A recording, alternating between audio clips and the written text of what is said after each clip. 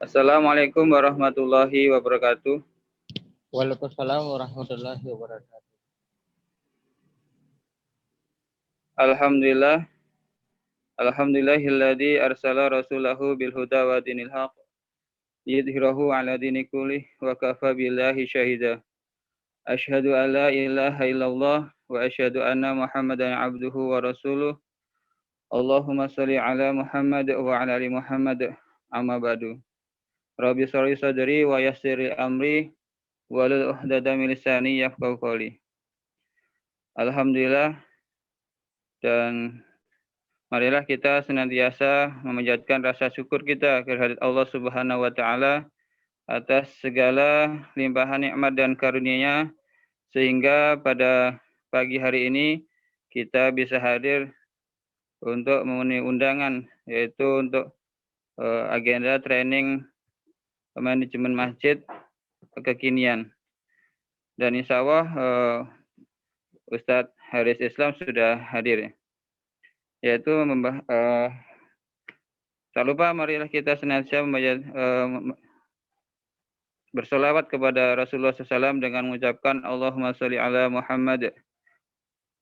Baik, sebelum kita mulai pada pagi hari ini, kita buka dengan bacaan Ummul Kitab. Lahumul Fatihah. A'udzu billahi minasyaitonir rajim. Bismillahirrahmanirrahim. Alhamdulillahirabbil alamin. Ar-Rahmanir-Rahim. Maliki yaumiddin. Iyyaka na'budu wa iyyaka nasta'in. Ihdinas siratal mustaqim. Siratal ladzina an'amta 'alaihim ghairil maghdubi 'alaihim waladdallin. Amin. Terima kasih. Sebelumnya bahwa pada pertemuan yang lalu sudah disampaikan bagaimana agar kita sebagai pengurus masjid bisa memberikan pelayanan yang terbaik kepada umat dan bisa menjadi masjid ataupun mushola itu menjadi masjid-masjid yang memang menjadi sebagai tempat sentral ya kegiatan dari umat ya. Jadi mengembalikan fungsi masjid. Dan pada pagi hari ini kita akan melanjutkan seri 2-nya ya, bagaimana kelanjutan dari training yang sebelumnya. Untuk itu kita persilahkan kepada Ustadz Haris Islam untuk melanjutkan materi yang lalu agar kita benar-benar menjadi pengurus masjid yang bisa membaca ataupun bagaimana di masa pandemi ini ya, di masa pandemi ini dan di masa yang akan datang semakin banyak kegiatan di dalam masjid kita. Waktu dan tempat kami persilakan kepada Ustadz Haris. Tafadhol Ustadz. Ya, syukran jazakumullah khairan katsir pada Ustadz Iswadi yang telah memberikan waktu pada saya untuk memulai acara ini. Terima kasih. Assalamualaikum warahmatullahi wabarakatuh. Waalaikumsalam warahmatullahi wabarakatuh.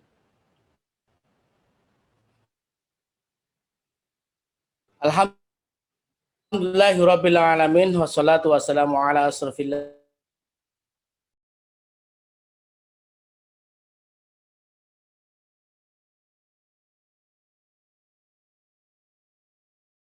ta'ala.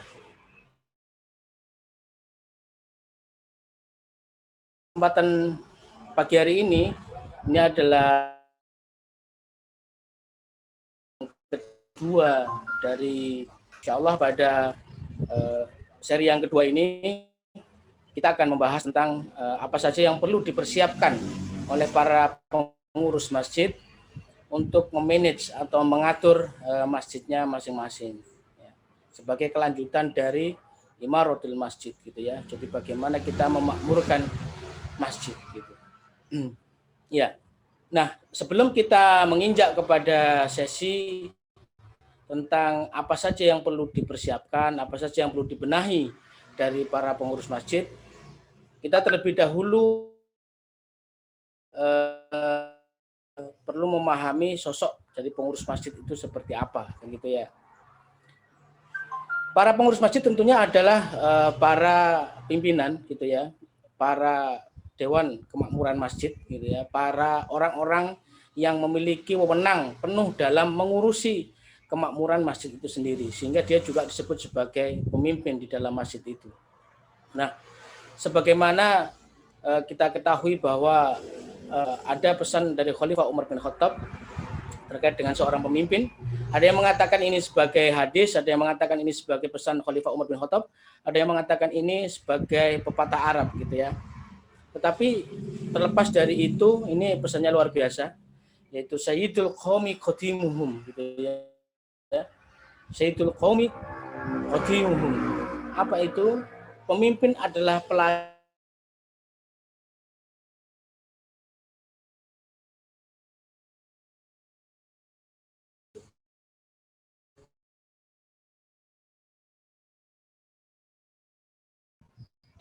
Kita harus memahami bahwa nama-nama tasnya dibawakan. Pemimpin itu bukan kemana-mana yang dia ini awal begitu ya. Islam tidak mengajarkan seperti itu. Tetapi Islam mengajarkan kepada kita bahwa justru seorang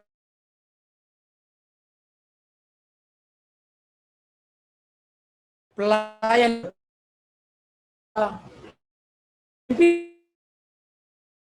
Jadi kalau sekarang kita berbicara terkait dengan manajemen masjid, pemimpin DKM masjid atau para pengurus DKM masjid, para DKM yang harus dilayani oleh para DKM adalah jamaah.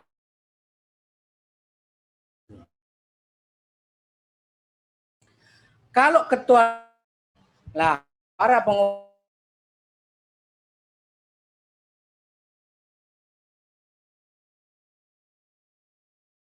ini gitu. Apa begitu? Agar mindset memang melayani, bukan mindset yang ingin dilayani. Nah, itu kebalik gitu ya. Ada sebuah kisah yang luar biasa gitu ya, terkait dengan Sayyidul Qaumi Qadimuhum gitu ya. Ada beberapa poin, beberapa kisah ya. Jadi bagaimana mungkin kita tahu ada kisah tentang Khalifah Umar bin Khattab ketika beliau menjadi seorang khalifah, kemudian ada ibu-ibu sama anak-anak yang tidak boleh makan, kemudian ibu itu memasak batu, gitu ya. Ini cerita yang sangat masyhur sekali, gitu ya. Cerita yang sangat masyhur tentang seorang ibu yang memasak batu karena kelaparan, gitu ya. Sampai anaknya ini tengek, ibu kapan ini masak, kapan, gitu ya. Ibunya bicara sebentar nak, sebentar lagi masak ya, karena nggak akan pernah masak karena yang dimasak ini adalah batu, gitu ya. Sampai kemudian anaknya ini tertidur. Kemudian Khalifah Umar bin Khattab datang untuk menemui ibu tadi, dan kemudian beliau sendiri yang masuk ke dalam Baitul Mal untuk mengambil berbagai macam kebutuhan yang dibutuhkan, ya, gandum, daging dan segala macam. Kemudian beliau angkut sendiri. Nah, pada saat beliau mengangkut sendiri bahan makanan ini, pengawalnya beliau itu mengatakan, wahai Amirul Mukminin, sesungguhnya engkau adalah pemimpin kaum muslimin, biarkan saja aku yang membawa ini, gitu. Tetapi Umar bin Khattab mengatakan bahwa pemimpin adalah pelayan bagi yang dipimpinnya. Sayyidul Qaumi Qadimuhum, gitu. Jadi pemimpin adalah pelayan dari umatnya. Dan beliau juga menyampaikan bahwa suatu nanti ketika aku dihisab di hadapan Allah SWT, yang dihisab itu adalah aku sebagai pemimpin, bukan engkau sebagai pelaku. Maksudnya begitu. Jadi ya, menunjukkan bahwa pemimpin adalah pelayan bagi yang dipimpinnya. Ada kisah yang menarik juga. antara dua sahabat yang luar biasa, yaitu Khalifah Al-Ma'mun dengan Yasin gitu, Al-Aqsam. Gitu. Jadi dua sahabat ini sudah demikian akrabnya gitu ya sejak kecil. Jadi pada suatu saat, pada suatu ketika, Al-Ma'mun ini menjadi seorang khalifah, pemimpin bagi seluruh kaum muslimin. Sedangkan Yasin bin Aqsam ini menjadi pemimpin para ulama di negeri yang sama. Jadi dua sahabat yang sejak kecil, kemudian pada saat mereka dewasa, sama-sama menjadi pemimpin. Yang satu menjadi khalifah umat Islam, yang satu menjadi pemimpin para ulama, yaitu Yasin bin Aqsam. Gitu. Nah, suatu ketika Yasin bin Aqsam ini main, ya, silaturahmi ke rumahnya khalifah, gitu ya, ke rumahnya Khalifah Al-Ma'mun. Ngobrol panjang, kemudian Yasin bin Aqsam ini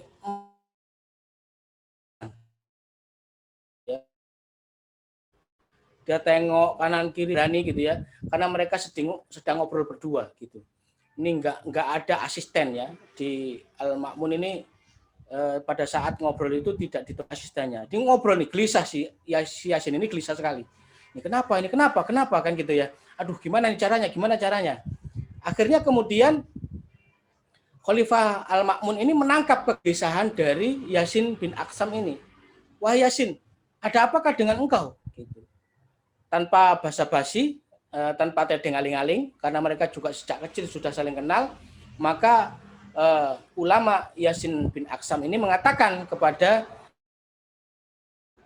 Khalifah Al-Ma'mun gitu, sesungguhnya aku sedang kehausan. Oh gitu, ya, sebentar. Kemudian Khalifah Al-Ma'mun ini pergi ke belakang, mengambilkan air minum, kemudian disuguhkan kepada Yasin bin Aqsam ini. Nah, Yasin bin Aqsam terkejut bukan kepalang gitu. Wah, wahai Khalifah, wahai Amirul Mukminin, gitu. Kenapa engkau tidak menyuruh asistenmu saja? Mengapa engkau tidak menyuruh pengawalmu saja untuk mengambilkannya? Gitu. Kenapa engkau mengambil sendiri minuman ketika aku haus ini? Engkau mengambil sendiri minuman itu. Kenapa? Kenapa enggak engkau suruh orang lain aja? Bukankah engkau seorang khalifah? Bukankah engkau seorang pemimpin? Bukankah engkau seorang kepala negara?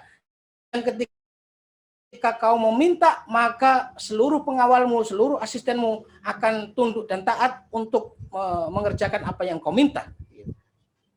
Tapi kemudian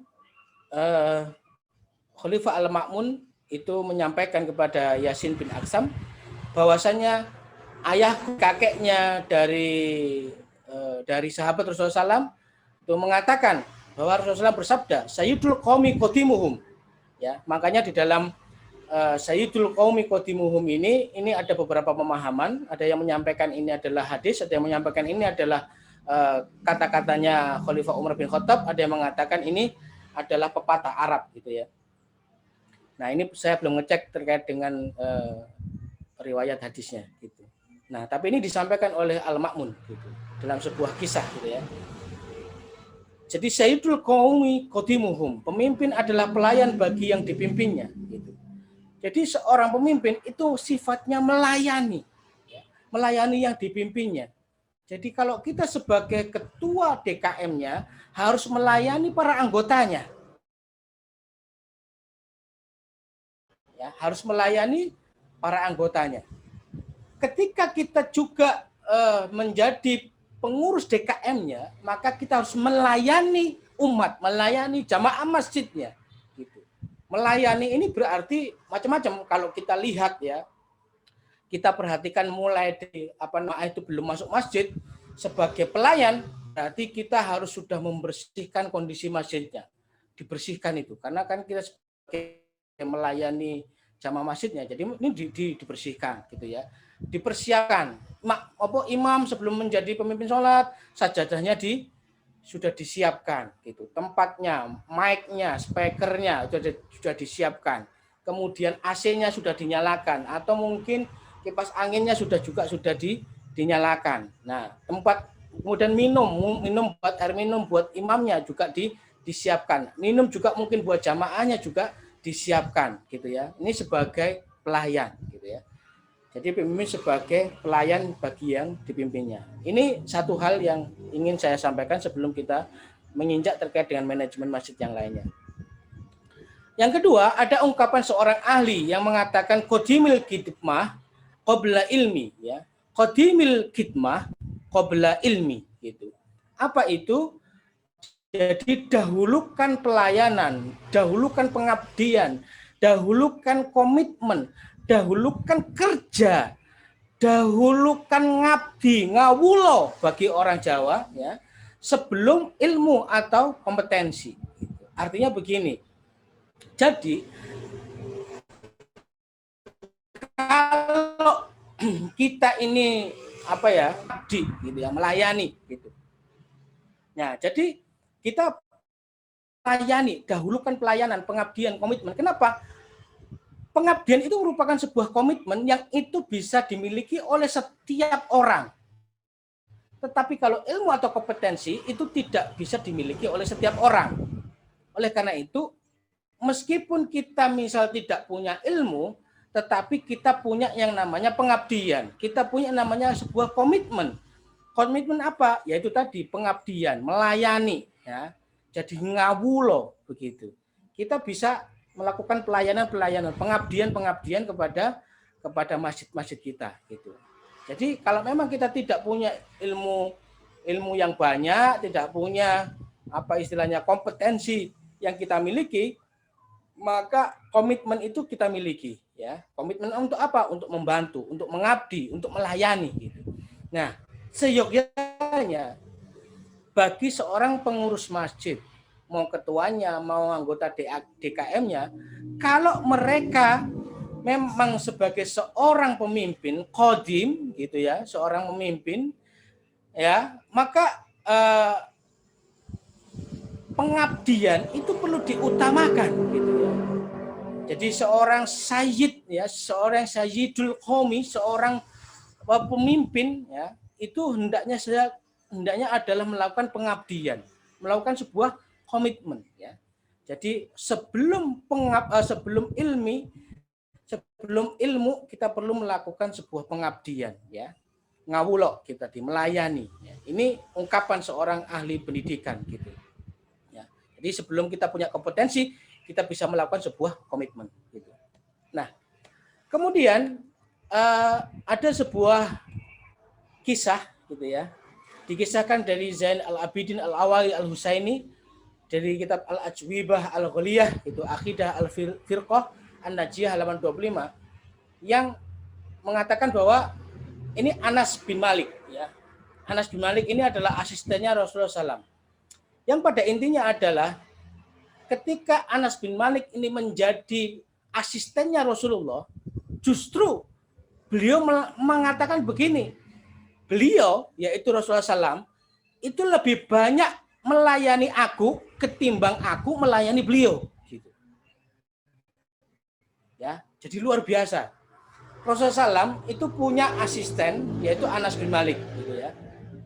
Nah, namanya asisten adalah tugasnya kan melayani Rasulullah SAW. Jadi Rasulullah SAW ini ketika beliau dilayani itu tidak pernah mengatakan hus, tidak pernah mengatakan gitu ya kepada Anas bin Malik ini. Apapun pekerjaannya dia, apapun yang dia lakukan dalam tanda kutip, dia tidak pernah menghardik, dia tidak pernah memarahi Anas bin Malik ini, gitu ya. Karena mungkin beliau paham, karena Rasulullah SAW ini paham betul bahwa yang namanya pemimpin itu melayani umat, bukan yang ingin dilayani, kan begitu ya. Oleh karena itu Rasulullah SAW pun punya pemikiran bahwa beliau melayani Anas bin Malik gitu. Makanya Anas bin Malik menyampaikan kepada kita bahwa pada saat Anas bin Malik ini menjadi pelayannya Rasulullah SAW, justru Rasulullah SAW yang paling banyak melayani Anas bin Malik ketimbang Anas bin Malik melayani Rasulullah SAW. Ini luar biasa, gitu ya. Jadi ini akhlak yang ditunjukkan oleh Rasulullah SAW ini akhlak yang luar biasa, yang mulia. Ini apa ya? Namanya pemimpin itu punya yang namanya ghorizatul baqo, punya yang namanya sifat ego. Ya, ego itu apa ya? Namanya pemimpin itu ya di atas, kuat gitu ya. Dilayani, itu pemikiran dia. Kalau aku melayani seseorang itu kayak merasa hina gitu. Karena pemimpin itu punya bakok, khorizatun bakok, punya ego gitu ya. Makanya mereka kecenderungannya ingin dilayani. Padahal Rasulullah SAW mencontohkan kepada kita bahwa namanya pemimpin itu hendaknya melayani umatnya. Kemudian juga dikisahkan dari Abdul Mun'im Al-Hasyami. Jadi akhlak Rasulullah SAW menurut Bukhari dan Muslim ya. Saya tahu, jadi ini kisah tentang Rasulullah SAW ini mengumpulkan para sahabat, kemudian Rasulullah SAW ini ingin punya sebuah rencana mau masak kambing, gitu ya. Ketika beliau memasak kambing, beliau membagi-bagi tugasnya, ya. Si A bagian menyembelih, si B bagian memotong, si C bagian menguliti, si D bagian masak segala macamnya. Beliau sudah bagi-bagi itu pekerjaan. Baru kemudian Rasulullah mengatakan, aku akan mencari kayu bakar. Gitu. Jadi Rasulullah itu bukan hanya membagi kemudian menyuruh sahabatnya kerja. Beliau juga mengerjakan pekerjaan yang ada dalam bagian dari pekerjaan itu. Dalam hal memasak kambing, Rasulullah SAW ini kebagian untuk mencari kayu bakar. Jadi Rasulullah ini mau mencari kayu bakarnya. Tetapi dicegah oleh para sahabat. Dicegah. Wahai Rasulullah, lebih baik engkau duduk-duduk saja, biarkan kami yang melakukannya. Gitu. Itu permintaan dari para sahabat. Itu yang disampaikan oleh para sahabat. Tetapi Rasulullah SAW menyampaikan, saya tahu kalian bisa menyelesaikan pekerjaan ini, tapi saya tidak mau untuk diistimewakan. Ya. Sesungguhnya Rasulullah tidak suka melihat salah satu di antara hambanya diistimewakan dari kawan-kawannya. Gitu. Jadi Rasulullah SAW ini tidak mau diistimewakan. Gitu. Jadi Rasulullah SAW ini juga pengen kerja. Rasulullah SAW juga memberikan contoh kepada para sahabat bahwa seorang pemimpin bukan tugasnya bukan hanya nyuruh-nyuruh, gitu. Tetapi pemimpin juga kerja. Pemimpin juga melaksanakan tugas-tugas. Gitu. Pemimpin juga memberikan contoh kepada anggotanya agar apa? Agar anggotanya juga bekerja. Gitu. Jadi dia bekerja juga. Nah, ini akhlak dari seorang pemimpin, gitu ya. Sehingga harapan kami bagi para pengurus masjid juga memiliki akhlak seperti akhlak Rasulullah SAW, yaitu akhlak melayani. Ketua masjidnya melayani anggotanya, anggota DKM melayani jamaahnya, gitu ya. Yayasan melayani para DKM-nya, kan begitu. Ya, jadi ini saling melayani, gitu. Insya Allah ketika mindset bagi seorang pemimpin ini melayani, maka insya Allah pemimpin itu akan dicintai, ya, akan dicintai oleh umatnya, gitu. Ciri-ciri pemimpin yang baik adalah dia mencintai umatnya dan dia dicintai oleh umatnya, begitu. Sama, salah satu ciri pengurus atau pemimpin DKM yang baik adalah apa? Adalah ketika dia dicintai oleh jamaahnya, dia dicintai oleh anggota DKM-nya, dan ketua itu pun mencintai anggota DKM-nya dan juga mencintai jamaahnya. Ya. Tapi kalau nggak dicintai, nah ini perlu introspeksi diri. Nah, dari apa yang dilakukan oleh seorang pemimpin ini, kita bisa membuat sebuah penarikan sebuah inspirasi, ya, penarikan sebuah hikmah, sebuah contoh yang baik, ya. Jadi tindakan seorang ketua, tindakan seorang pemimpin itu hendaknya bisa menginspirasi anggotanya. Ya.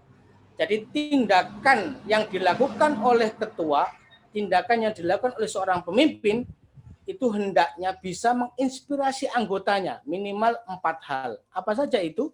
1, ketua harus bisa menginspirasi anggotanya agar dia punya impian yang lebih, agar dia bermimpi lebih. Ya. Bermimpi lebih itu maksudnya adalah punya harapan, punya cita-cita. Ya. Tapi kalau misalkan pemimpin justru memutuskan harapan anggotanya, nah itu yang tidak baik ya. Makanya pemimpin itu harus bisa menginspirasi agar anggotanya itu punya impian, punya keinginan, ya, punya cita-cita, ya, untuk dikejar. Itu pemimpin yang baik. Gitu. Yang kedua, pemimpin yang baik juga bisa menginspirasi anggotanya untuk belajar lebih banyak, ya, belajar. Jadi pemimpin itu bukan hanya menjadi satu-satunya sumber ilmu dari para anggotanya, tapi justru pemimpin ini bisa menginspirasi mereka untuk belajar ke banyak orang, untuk semakin terus belajar. Nah, itu pemimpin yang baik ya. Justru kalau pemimpin itu malah membuat anggotanya nggak kepingin belajar, udah putus asa, putus harapan, nah ini pemimpin yang keliru, gitu ya. Dan yang ketiga, bekerja lebih banyak. Ya, jadi tindakan seorang pemimpin hendaknya bisa menginspirasi anggotanya untuk bekerja lebih banyak. Coba kita bayangkan, kalau Rasulullah SAW saja itu bekerja untuk mencari kayu bakar, bayangkan itu para sahabat itu kayak apa ketika mereka bekerja. Pasti juga mereka berusaha untuk untuk bekerja lebih banyak dari Rasulullah SAW. Gitu. Kalau istilah orang Jawa itu sungkan. Kalau dalam bahasa Indonesia itu nggak enak hati. Masa Rasulullah SAW aja pemimpin kita itu mau ya berjalan kaki, mau menyusuri hutan untuk mencari kayu bakar. Bagaimana dengan saya, kan begitu. Sehingga apa? Rasulullah SAW ini menginspirasi para sahabat untuk bekerja lebih banyak lagi. Gitu ya. Nah, yang terakhir adalah pemimpin itu hendaknya juga bisa menginspirasi anggotanya untuk menjadi lebih baik. Lebih baik. Ya, ibadahnya bisa lebih baik, ilmunya bisa lebih baik, akhlaknya bisa menjadi lebih baik, wawasannya bisa menjadi lebih baik, ya, semuanya bisa menjadi lebih baik. Itu namanya pemimpin. Ini luar biasa. Ya. Nah, kalau para pemimpin, para DKM sudah memiliki mindset seperti ini, barulah kita menginjak apa saja yang perlu untuk dilakukan oleh para DKM untuk mengatur masjidnya. Ya, sedikit akan kita sampaikan. Jadi kita masuk dalam teknis manajemen masjidnya. Jadi latar belakang dari pemimpin atau DKM masjid sudah kita sampaikan. Nah, sekarang bagaimana dengan teknisnya dalam memanage masjid? Manajemen masjid itu terbagi dalam 4 hal. Ya, menurut kami di Dewan Masjid Digital Indonesia, manajemen masjid itu terbagi dalam 4 hal, ya, 4 bagian. Yang pertama adalah manajemen secara umum, ya, secara umum, semua dalam hal kemasjidan. Yang kedua adalah manajemen keuangan masjid. Yang ketiga adalah manajemen marbot, dan yang terakhir adalah manajemen remaja masjid. Jadi ini bagaimana masalah marbot, masalah kebersihan dan segala macamnya, ini dibahas secara khusus di Dewan Masjid Digital Indonesia. Keuangan masjid juga begitu, kita bahas secara khusus, kita punya materi-materinya. Untuk remaja masjid juga begitu, kita kita manage khusus agar mereka mau mensupport aktivitas kemasjidan untuk memakmurkan masjid. Gitu. Nah, kita akan membahas tentang manajemen secara umum, ya. Manajemen masjid secara umum. Apa saja manajemen masjid secara umum? Kalau kita bicara tentang manajemen masjid, tentu yang pertama adalah kita mulai dari pangkalnya, yaitu tentang struktur organisasinya, gitu ya. Nah, nanti struktur DKM akan kita bahas, kemudian apa saja job description dari masing-masing DKM itu, kemudian manajemen surat menyurat itu seperti apa, manajemen TPQ itu seperti apa, kemudian penyusunan program kerja seperti apa, evaluasi program seperti apa, baru kemudian panitia khusus, gitu ya. Ini akan kita sampaikan semuanya, gitu. Tapi nggak semuanya ya. Nanti untuk manajemen pendidikan Al-Quran kita bahas secara khusus, ya. Nah, kira-kira dengan struktur organisasi masjid, struktur ini sifatnya fleksibel. Struktur ini sifatnya menyesuaikan dengan kondisi. Tidak harus seperti ini. Tetapi idealnya seperti ini, ya. Ada ketua, ada wakil ketua, ada sekretaris, ada bendahara, ada bidang dakwah, bidang perawatan dan pembangunan, bidang pendidikan dan remaja, bidang humas dan informasi, gitu ya. Nah, ini ada bidang-bidang yang lain, gitu. Nah, ini bisa disesuaikan, ya. Kalau misalkan masjidnya itu kecil, ya paling hanya ada KSB. Ya, KSB itu apa? Ketua Sekretaris Bendahara sama anggotanya. Dengan KSB itu merangkap menjadi beberapa bidang-bidang yang lain. Ya. Jadi kalau masjidnya kecil, nggak banyak, jumlah jamaahnya juga nggak banyak. Ukuran kecil itu berapa Ustadz? Ya, ukuran kecil itu mungkin jamaahnya tidak lebih dari 30 orang lah jamaahnya. Jadi kalau jamaahnya tidak lebih dari 30 orang, maka pengurus masjidnya cukuplah 3, ya, ketua, sekretaris, bendahara. Kalau lebih dari 30 bagaimana Ustadz? Ya, nanti bisa ditambahkan.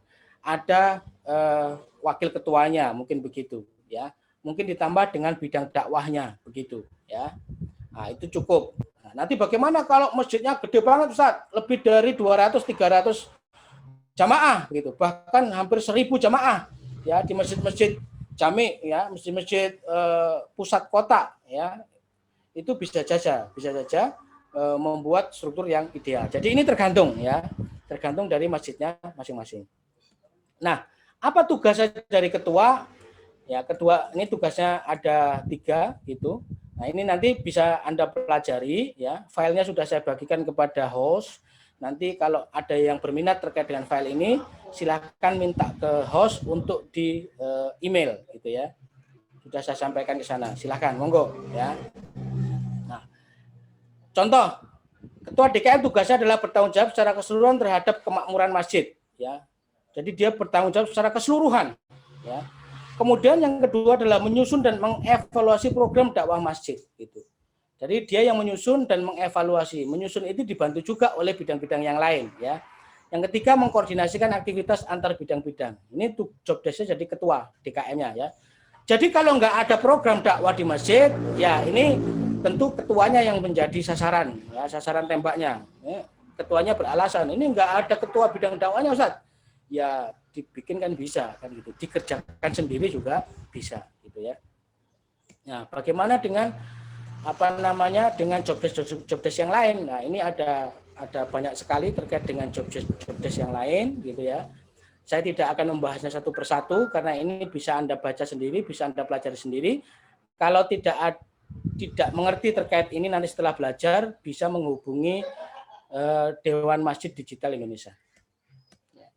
Ini sudah saya bikinkan lengkap, bendahara juga sudah ada, sekretaris juga sudah ada, tugasnya apa saja, bidang dakwah juga apa saja tugasnya sudah ada, bidang humas dan informasi apa saja ada, pembangunan dan perawatan masjid juga sudah ada, apa saja, pendidikan dan remaja masjid juga tanggung jawabnya ada, job desk-nya apa saja ada, bidang keputrian, nah, keputrian ini urusan akhwat ini ya, ini juga sudah ada gitu. Nah, sekarang manajemen surat menyurat. Masjid itu kan sering mendapatkan surat keluar atau surat masuk. Maka perlu membuat sebuah manajemen surat menyurat ya. Surat masuk itu seperti surat dari masjid-masjid yang lain untuk menghadiri tabligh akbar kah, untuk menghadiri pengajian kah, untuk apa gitu ya. Kalau surat keluar juga begitu, surat misalkan surat permohonan bantuan, mungkin surat perkembangan pembangunan masjid mungkin gitu ya, surat keluar, surat yang ditujukan dari pihak masjid, atau surat internal. Surat internal itu surat yang ditujukan kepada anggota DKM itu sendiri gitu ya. Jadi jenis-jenis surat itu ada banyak, ada surat pemberitahuan, surat perintah, permintaan, peringatan, panggilan, susulan, keputusan, laporan, perjanjian, penawaran ya, ada banyak gitu. Surat pemberitahuan adanya kajian-kajian yang perlu diikuti ya, atau tabligh akbar yang perlu diikuti. Surat perintah ini untuk internal, surat permintaan ya, permintaan atau undangan ya. Surat peringatan ya, peringatan terkait dengan hal-hal yang perlu diwaspadai gitu ya. Ya, ini banyak sekali. Menurut jumlah penerimanya ya surat biasa, ada surat lebih dari 1 orang, ada surat untuk 1 orang. Untuk dari sisi pentingnya penyelesaian ada sangat segera, biasa ya. Jadi sifat surat. Kalau nulis surat kan ada sifatnya. Sifatnya itu biasa, segera atau sangat segera. Menurut prosedur pengurusannya ada surat masuk, surat keluar, menurut jangkauannya ada internal, ada eksternal ya, surat. Nah, prosedur penanganan surat bagaimana? Nah, ini ada prosedur penanganan surat masuk, penerimaan surat, ya. Ini nanti juga bisa dipelajari sendiri, gitu. Nah, yang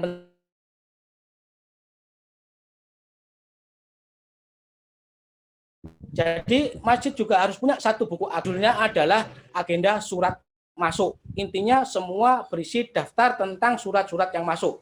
Daftarnya ada di situ semuanya, ya. Jadi kalau suatu saat surat-suratnya itu misalkan hilang, itu masih bisa dilacak, ya. Dilacak. Apa saja isi dari buku agenda surat masuk di dalam masjid itu ada beberapa, ya.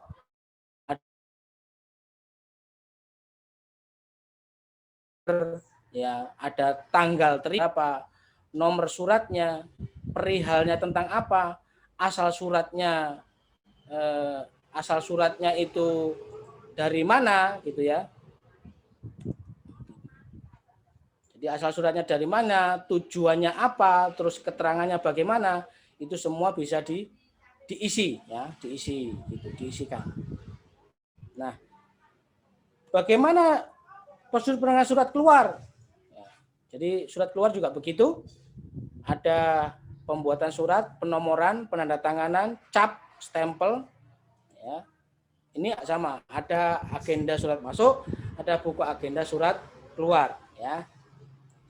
Ini ada contohnya, nomor, tanggal, tujuan surat, perihalnya apa, nomor surat, lampiran, asalnya bagaimana, keterangannya bagaimana, ya. Asal surat. Contoh, masjid mau membangun, ya. Itu di tujuan surat Masjid Setia Hati, Jalan Setia 45 Makassar, misalkan begitu. Perihalnya penawaran barang. Nomornya apa, lampirannya apa, asal suratnya apa, asal suratnya dari kita, ya. Dari kita itu dari bagian apa? Dari bagian dakwah kan, dari bagian apakah kan itu. Ya. Nah, sekarang bagaimana cara membuat nomor surat? Nah, nomor surat itu mengikuti 7 urutan ini. Ya. Ada jenis jangkauan surat, ada nomor surat, jenis tujuan surat, perihal, pihak yang mengeluarkan surat, bulan surat, dan tahun surat. Contohnya nomornya seperti ini. B strip 001 garis miring PT garis miring pelantikan garis miring DMDI garis miring 3 garis miring 2018. Apa saja artinya? B itu adalah surat eksternal, ya. Surat eksternal itu ditujukan dari masjid ke pihak luar.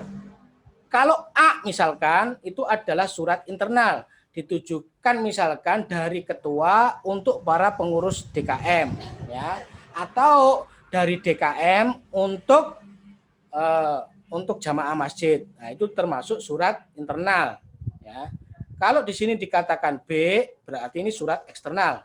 001 adalah surat, ya, nomor surat, yaitu nomor 001. Nomor itu bisa 001, bisa 002, terus mengikuti sampai berapa kali surat itu dikeluarkan, ya. Kemudian ada PT di sini. Apa itu PT? PT itu terkait dengan surat pemberitahuan, ya. Jadi nanti kan di sebelum slide ini kan ada beberapa jenis surat. Ada surat peringatan, surat penawaran, pemberitahuan, surat lapor, surat segala macam kan ada, ya. Nah, ini ada kodenya. Contoh, kalau surat pemberitahuan itu kodenya PT. Makanya kalau mengeluarkan surat PT, surat pemberitahuan. Gitu. Kemudian apa perihalnya? Pelantikan. Ya, pelantikan. Jadi acara pelantikan. DMDI berarti yang mengeluarkan surat itu adalah DMDI. Contoh, ya. Kalau Masjid Ar-Rahman, ya diketik aja gitu, Masjid Ar-Rahman gitu, atau disingkat boleh, ya. Kemudian bulan surat, ya, angka Romawi 3 menunjukkan bahwa itu adalah bulan Maret 2018 tahun pembuatan suratnya. Nah, ini cara membuat nomor surat gitu. Nah, bagaimana dengan manajemen Taman Pendidikan Al-Quran? Insya Allah akan kita bahas dalam kesempatan yang lain karena ini pembahasan cukup panjang sekali gitu, ya. Nah, bagaimana masjid dalam menyusun program kerja masjid? Ya, kita juga sudah siapkan bagaimana menyusun program kerja. Ya. Jadi banyak sekali program kerja yang bisa disusun, formatnya juga banyak. Nah ini format yang kita tunjukkan biar apa ya? Biar kebayang formatnya seperti apa sih, gitu ya. Nah ini membuat program ya. Ini sebaiknya masjid itu setiap minimal ya, setiap 1 tahun sekali itu menyelenggarakan semacam apa raker gitu ya, semacam rapat kerja untuk membahas program selama 1 tahun gitu. Kenapa itu perlu dibahas? Ya kan perlu perencanaan. Namanya perencanaan itu ya perencanaan tentang dananya, tentang waktunya, tentang pelaksanaannya. Pelaksanaan ini baik tempat maupun panitianya, terus support yang dibutuhkan. Ini kan terkait dengan itu semuanya. Makanya jauh-jauh hari sudah diprogramkan. Nah, ini salah satu contohnya aja. Nomor 1 nama kegiatan apa, tujuan kegiatan apa, sasaran kegiatan apa, sumber dananya dari mana, waktunya kapan, ya, kemudian pelaksanaannya di mana, PJ-nya siapa, ya. Ini sudah disusun. Nah, disusun selama 1 tahun dipampang di dalam ruang DKM, ya, ditempel di situ. Biar tahu bulan ini kegiatannya apa, bulan ini apa, nanti dimulai dari bulan Januari, Februari, Maret, April, Mei sampai akhir yaitu Desember. Nah, mumpung sekarang ini akhir tahun, ya ya maka hendaknya para pengurus masjid ini, tapi tahunnya masjid biasanya bukan masuk pakai tahun Masehi tapi pakai tahun Hijriah. Ya monggo-monggo saja ya. Yang penting adalah tadi program-programnya disusun dengan baik.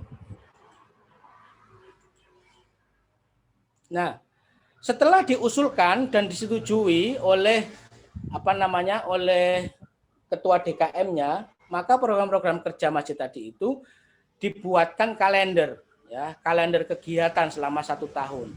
Bentuk kalendernya seperti apa? Nah, bentuk kalendernya bisa seperti ini, ya. Sebelah kiri itu nomor agendanya siapa? Contoh kalau di sini adalah pembentukan DKM, pembuatan web masjid misalkan, pembuatan tim website masjid misalkan ya, training misalkan ada training di situ. Nah, ini contoh agendanya apa? Nanti kalau di situ misalkan Idul Adha misalkan penyembelihan, sholat Id, penyembelihan kurban segala macam itu juga silahkan dibuat di jadwal kegiatan masjid gitu ya. Nah, sebelah kanan ini dibuatkan mingguannya ya, minggu pertama apa, kedua apa, ketiga apa, keempat apa gitu ya. Setiap bulannya ada progresnya. Nah, nanti pelaksanaan dari jadwal kegiatan ini itu juga dituangkan ya, dievaluasi kerjanya ya. Nah, seperti ini. Itu. Yang hijau itu rencana. Contoh ya, warna hijau di kolom bulan mingguan ya, sebelah sini. Ini adalah warna hijau, ini adalah perencanaannya. Sedangkan warna biru tua ini adalah realisasinya. Jadi biar kelihatan antara realisasi dan agenda itu sama ataukah tidak gitu ya. Dibuat seperti ini. Kenapa dibuat seperti ini? Biar bisa dilihat bahwa kita ini terlaksana atau tidak kegiatan itu, satu. Yang kedua, pelaksanaan kegiatan itu tepat ataukah tidak. Tepat dalam pengertian dari sisi pelaksanaannya. Kalau enggak tepat berarti ada yang salah dalam rencana yang kita buat kan gitu. Nanti sebagai bahan evaluasi ketika raker di akhir tahun. Jadi rakernya isinya evaluasi program 1 tahun yang sudah berlangsung dan pembuatan program 1 tahun ke depan. Nah, bisa dibuat seperti ini. Nah, bagaimana dengan panitia khusus? Nah, kalau ada panitia-panitia khusus, misalkan sholat gerhana, misalkan sholat Idul Fitri, misalkan sholat Idul Adha dan penyembelihan, ya, mungkin ada Maulid Nabi, misalkan, ya, kita kan perlu membentuk panitia khusus. Nah, panitia khusus kalau dibentuk terdiri dari apa saja? Ada 3, yaitu ada namanya steering committee (SC), ya. SC ini bertanggung jawab dalam proses pembuatan konsep, ya, proses acara, ya. Itu pembuatan konsep acara, menentukan pembicara dan alur berjalannya acara, ya. Itu namanya steering committee. Steering committee ini bisa terdiri dari 1-2 orang saja. Nggak usah banyak-banyak. Karena kalau banyak orang, itu konsepnya nggak jadi-jadi, malah pusing. Ya, banyak kritik, banyak saran, tambah puyeng. Jadi steering committee buat konsep acaranya seperti apa. Yang kedua, baru panitia pelaksana, yaitu disebut dengan OC, Organizing Committee, panitia pelaksana. Nah, kalau panitia pelaksana, ini anggotanya banyak. Ada ketua, ada sekretaris, ada bendahara, ada seksi konsumsi, ada seksi dokumentasi, ada seksi acara sendiri, ya itu banyak ya. Tapi kalau SC cuma 1-2 orang saja. Baru yang ketiga itu adalah instruktur atau pembicaranya. Ya, kalau Idul Fitri, sholat Idul Fitri berarti khutbahnya, imamnya itu termasuk instruktur atau pembicara, gitu ya. Kalau Maulid berarti ya tadi pembicaranya siapa saja, gitu. Nah itu ditetapkan, ya. Kenapa pembicara instruktur ini perlu juga dibuatkan dalam satu kepanitiaan? Jadi kan bisa jadi kan begini, namanya dakwah di masjid itu kan kita tidak tahu problematika yang terjadi itu seperti apa. Sehingga ketika kita mengundang ustadz penceramah dari luar, bisa jadi ada pesan-pesan yang ingin kita sampaikan kepada beliau agar apa? Agar satu, materinya tidak bertumpuk antara satu pembicara dan pembicara yang lain. Nanti masalah Maulid, pembicara satu bicara tentang hari lahirnya Rasulullah, yang kedua sama hari lahirnya Rasulullah. Ini kan akhirnya umat kan merasa nggak pas, gitu ya. Makanya nanti dibuatkan. Jadi pembicaraan pertama bicara tentang apa, kedua apa, ketiga apa, keempat apa, dan seterusnya seperti apa. Nah, itu perlu. Jadi instruktur atau pembicara yang bertanggung jawab itu perlu juga dilibatkan, ya. Atau kalau nggak dilibatkan ya dikasih tahu, diberitahu lewat surat atau lewat omongan, ya. Nah, ini terkait dengan tugas dan wewenang steering committee, tugasnya apa saja, itu sudah ada di sini, nanti silakan untuk dipelajari. Tugas dan wewenangnya OSIS juga seperti apa, sudah ada di sini, nanti silakan untuk dipelajari. Ya. Tugas dan wewenang pembicara juga sudah ada di sini, silakan nanti dipelajari. Nah, sekarang evaluasi. Kalau acara itu sudah selesai dilaksanakan, ini harus ada evaluasi, ya. Biar kita ada peningkatan kinerja, biar ada hal yang bisa kita perbaiki. Bagaimana cara evaluasinya? Cara evaluasinya kita bikinkan matrik seperti ini, ya, matrik. Ya, di sini SCOC pembicara, SCOC pembicara. Artinya begini. SC ini mengevaluasi OC. Ya, OC itu misalkan kurang apa, kurang itu dibuatkan, ya. Kemudian SC terhadap pembicara atau instruktur itu juga apa yang perlu dievaluasi, ya. Misalnya ustadznya ini monoton dalam pengertian ini cuman ketawa-ketawa doang, nggak ada isi materinya misalkan begitu, ya. Itu perlu perlu dievaluasi. OC juga begitu. OC boleh mengevaluasi SC. Wah, jadi ini konsepnya nggak benar nih, misalkan begitu. Konsepnya kurang tepat, misalkan begitu, ya. Nah, itu boleh-boleh saja. OC juga begitu, bisa memberikan masukan kepada pembicara atau instruktur di sini posisinya. Nah, pembicara juga begitu. Pembicara bisa memberikan masukan kepada SC, bisa memberikan masukan kepada OC. Dari evaluasi ini dibuatlah sebuah notulensi, ya, dibuatkan sebuah notulensi, catatan. Agar apa? Catatan ini suatu ketika untuk event yang akan datang dibuka, ada perbaikan. Contoh, evaluasi kinerja saat Idul Fitri. Nah, ini sudah ada evaluasinya, sudah ada notulensinya, ada catatannya. Maka pada saat pelaksanaan Idul Adha, catatan itu dibuka. Ya, dibuka, dipelajari. Oh, dulu kita kurang ini, kurang ini, kurang itu, kurang ini, kurang itu, ya. Makanya itu nanti diperbaiki. Ini model metrik dalam evaluasi kinerja. Nah, kemudian dibuatkan laporan pertanggungjawaban kegiatan, ya.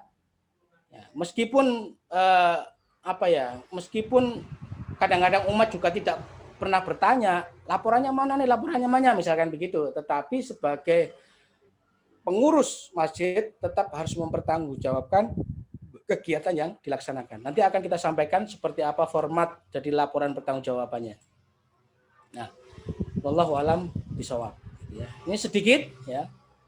Nah, sedikit saya memberikan ini apa namanya?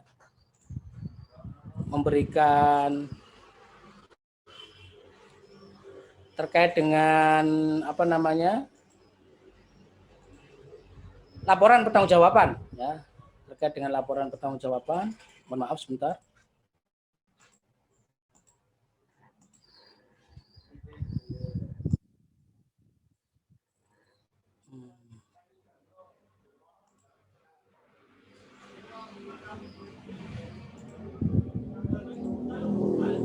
Nah, ya.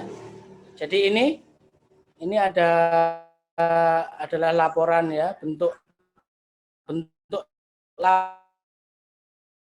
jawaban. Ini ada contohnya juga di Japri hostnya kalau membutuhkan filenya ya. Yang pertama adalah pendahuluan ya, pendahuluan terkait dengan kegiatan, program kegiatan itu apa gitu. Kemudian maksud dan tujuan dari program itu apa, sasarannya siapa, nama kegiatannya apa, tema kegiatannya apa, bentuk kegiatan seperti apa, pelaksanaannya kapan gitu ya. Kemudian ada realisasi acara. Realisasi acara itu waktu ya, rundown-nya itu seperti apa nanti gitu.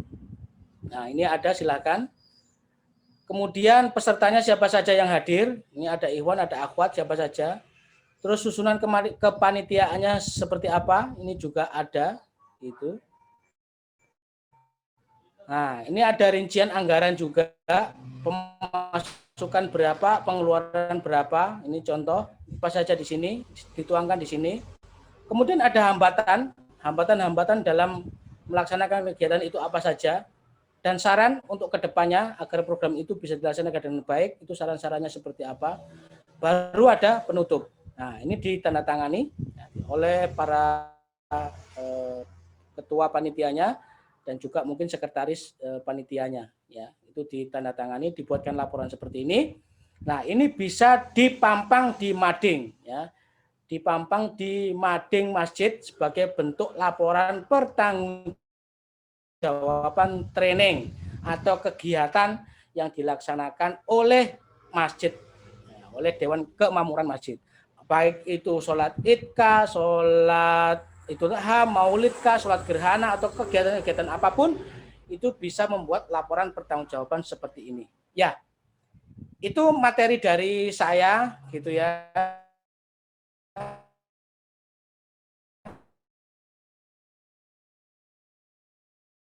Monggo moderator. Silakan Ustaz.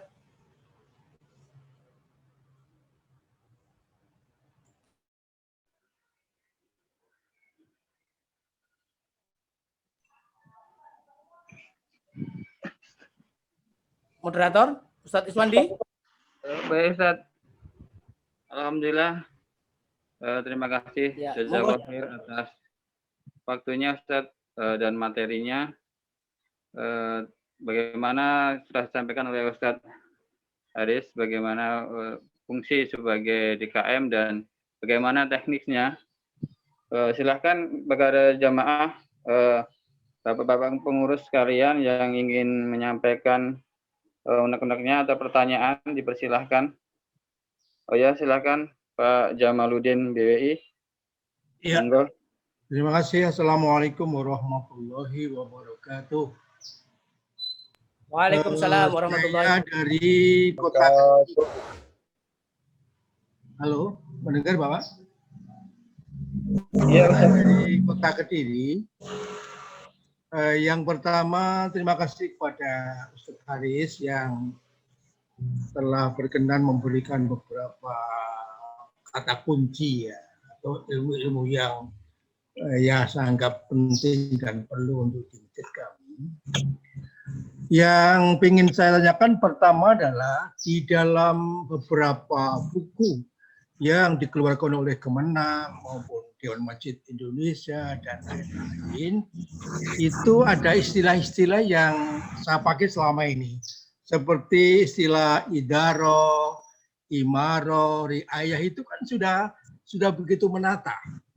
Sudah begitu menata istilah-istilah itu. Apa kita bongkar kembali disesuaikan dengan Ustadz Haris tadi, atau itu berjalan sesuai dengan yang kita selama ini kita laksanakan. Misalnya tentang surat menyurat, tentang manajemen keuangan, manajemen organisasi. Itu yang pertama. Tentang idaroh, imaroh, dan riayah. Yang kedua, tentang manajemen surat tadi.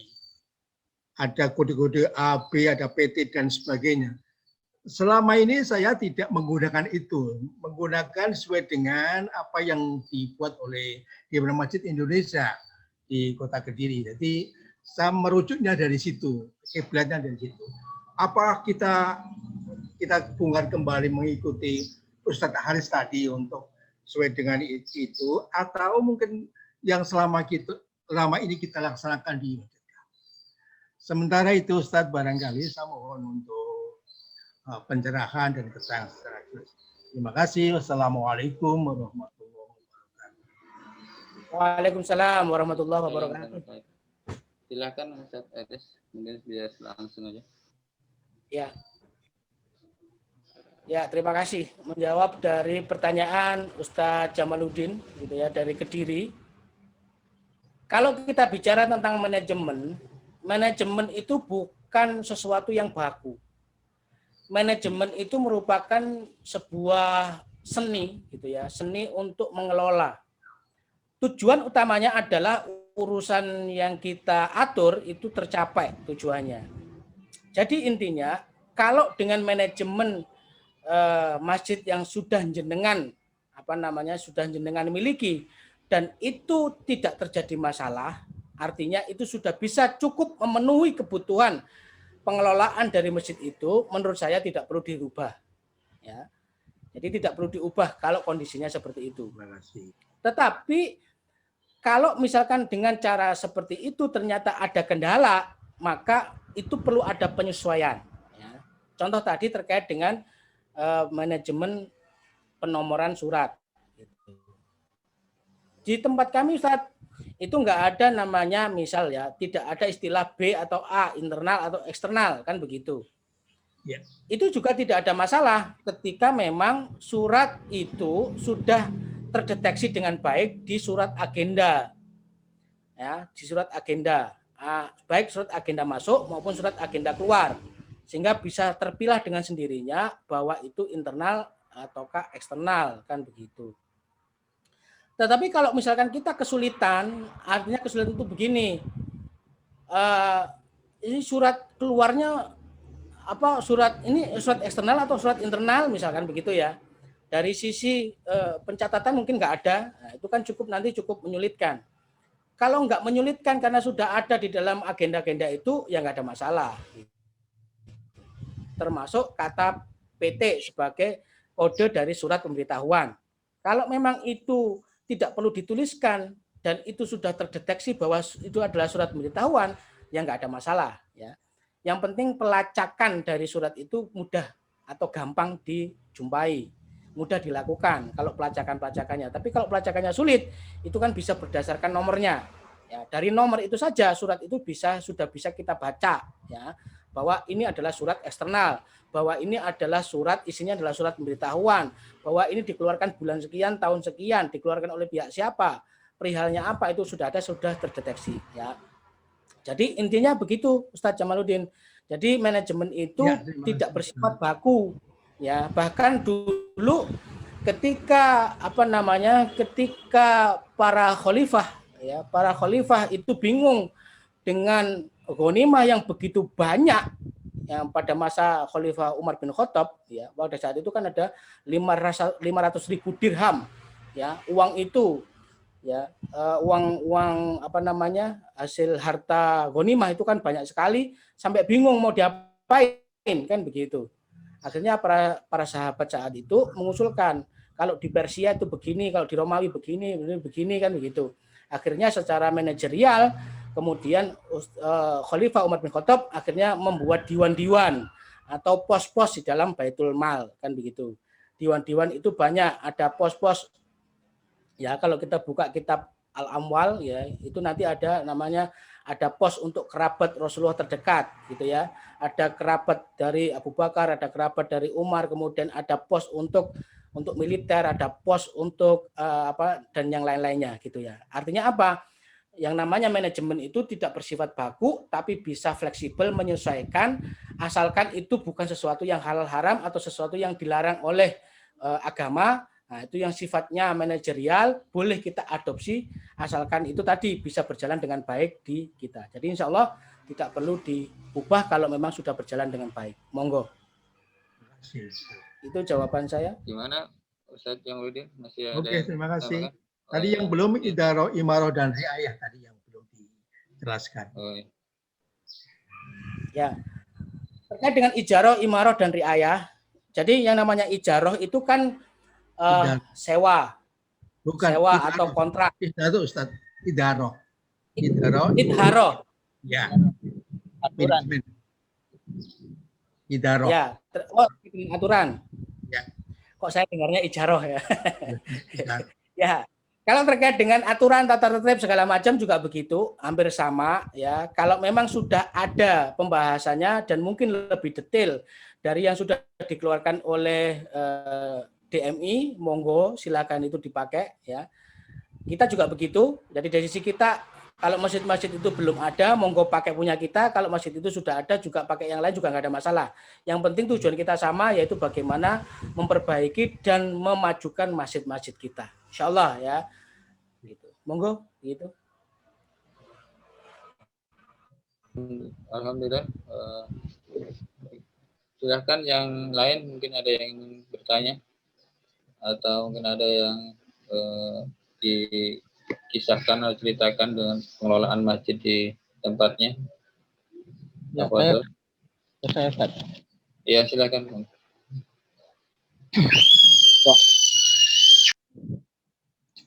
Bismillahirrahmanirrahim. Assalamualaikum warahmatullahi wabarakatuh. Wabarakatuh. Ya, syukran atas kesempatan yang diberikan dan sebelumnya kami ucapkan terima kasih karena pada kesempatan ini kami diberikan kesempatan dan diberikan undangan untuk kemudian bisa hadir kembali, dan sangat menarik materi kali ini dan semoga akan bisa lebih bermanfaat lagi untuk kami sebagai pengurus masjid. Dan kami kemudian tadi tidak sempat kemudian kami catat semua, sehingga mungkin kami mau meminta filenya ya untuk kemudian bisa dipelajari lagi, dan file-file yang kemudian bisa mendukung berbagai manajemen masjid ya, mungkin kami akan minta itu. Kemudian tadi yang mungkin yang kami ingin tanyakan itu terkait dengan masalah keuangan atau pendanaan masjid, karena berbagai kegiatan masjid itu kami lihat selama ini akan sangat berpengaruh dengan ketersediaan dana ya, ketersediaan dana yang ada di masjid. Sementara di satu sisi kami melihat adanya mindset atau pemikiran dari beberapa pengurus itu seolah-olah dana di masjid itu hanya peruntukan untuk fisik saja, untuk bangunan ya, dengan pertimbangan bahwa kalau dia diwujudkan dalam bangunan itu bisa menjadi amal jariah ya, amal jariah para donatur. Sedangkan kalau digunakan untuk kegiatan-kegiatan ya, kegiatan misalnya membuat training dan sebagainya, itu kesannya kayak sesuatu yang lain dari pemikiran mereka ya. Bahkan kemudian ada yang cenderung merespon bahwa itu sepertinya menghambur-hamburkan dana ya, dana masjid tidak tepat untuk kemudian pemanfaatannya. Sehingga yang kami ingin tanyakan yang pertama, bagaimana kemudian kita mengubah pemikiran, mindset terhadap kehadiran pengurus masjid seperti ini, yang dalam penggunaan dana itu mereka fokus ke masalah fisik saja ya. Yang kedua, tentu kemudian kita ingin agar dana yang mengalir ke masjid itu bisa lebih banyak, sehingga kegiatan-kegiatan di masjid itu juga bisa lebih banyak dan bervariasi.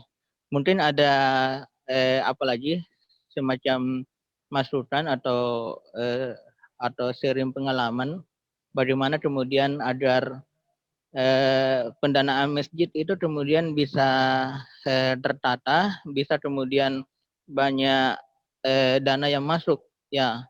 Karena yang selama ini kami sedikit pelajari itu ada usulan bagaimana kemudian di masjid itu ada semacam usaha yang dijalankan oleh masjid supaya pendanaan masjid itu bisa mandiri, ya, bisa mandiri, tidak tergantung dari mengharapkan infak atau donatur dari pihak lain, ya.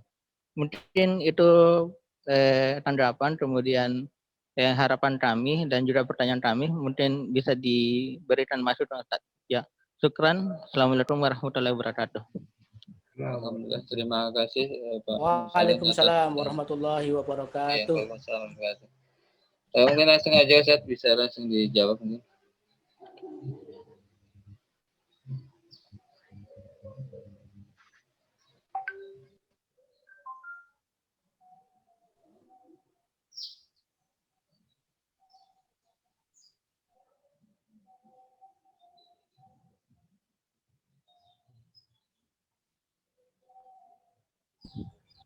Sudah, Ustaz? Ya, silakan Ustaz, dijawab ya. Ya, oke. Syukran jazakallah. Ya, kalau terkait dengan saya tidak materinya tersendiri, ya. Tapi kalau ada request ya dari para peserta membahas tentang manajemen masjid, ya insya Allah nanti akan kita agendakan di kesempatan yang lain. Nah, kalau kita bicara bahwa, terima kasih pertanyaannya pada Ustadz Mursalim dari Maros, gitu ya. Kalau terkait dengan pernyataan bahwa pengurus masjid itu sukanya membangun, ya, tapi nggak suka melakukan misalkan training apa itu, ya sebenarnya tinggal kita kembalikan saja kan begitu. Jadi kan ada hadis Rasulullah SAW mengatakan, idza mata ibnu Adam, ya, jika umat manusia itu mati, itu in qata'a amaluhu, maka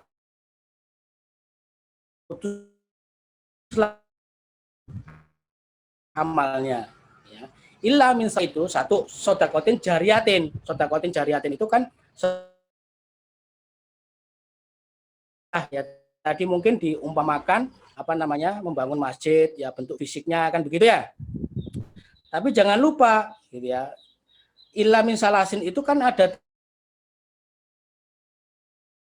bukan hanya sodakotin jariatin, tapi juga ada yang lain gitu. Apa itu? Au ilmin yuntafa'ubih. Gitu. Apa itu? Yaitu ilmu yang bermanfaat. Jadi ilmu yang bermanfaat itu juga pahalanya akan terus mengalir sebagaimana sodako jariyah. Nah, ilmu yang bermanfaat itu kan ya melalui kegiatan-kegiatan dakwah, kegiatan training, kegiatan apa, itu kan terkait dengan ilmu gitu ya. Nah, selama ilmu itu diamalkan oleh orang yang belajar, oleh jamaah, maka pahala itu juga akan mengalir. Sebagaimana juga sodako jariyah dalam membangun masjid itu juga akan terus mengalir selama masjid itu ada. Dan selama ilmu itu juga diamalkan oleh orang lain secara terus-menerus, nah itu juga akan terus mengalir. Contoh, saya belajar ilmu tadi terkait dengan idaroh dan segala macamnya, imaroh, Ustadz Jamaluddin. Beliau mengajarkan saya. Alhamdulillah, kemudian saya jadi pembicara. Akhirnya kemudian saya ajarkan kepada panjenengan, misalkan begitu. Nah, itu kan juga amal jariah yang pahalanya juga akan mengalir. Kemudian ketika panjenengan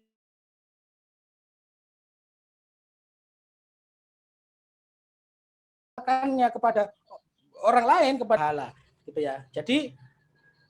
Jadi apa ya, dalam membuat sebuah